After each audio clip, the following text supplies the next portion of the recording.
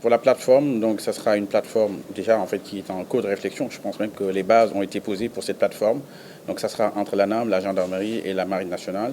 L'idée c'est de mutualiser nos forces et nos moyens afin de lutter contre tout ce qui est piraterie, de lutter contre tout ce qui est insécurité, de lutter contre le banditisme.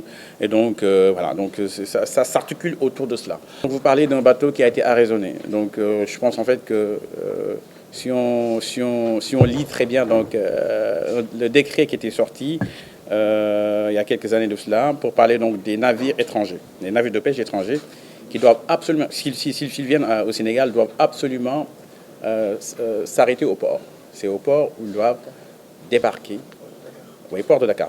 Pour moi, en fait, quand on vient dans un pays, il faut respecter les règles donc, de ce pays.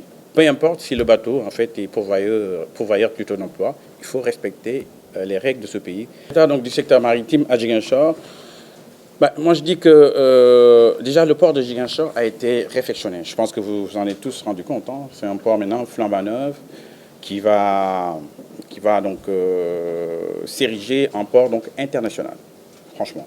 Parce que quand on regarde, quand on constate, on fait un petit diagnostic du port actuel de Ziguinchor, le comparer il y a 10 ans ou il y a 15 ans, quand même, il y a des changements qui ont eu lieu. Et l'ANAM y a fortement participé.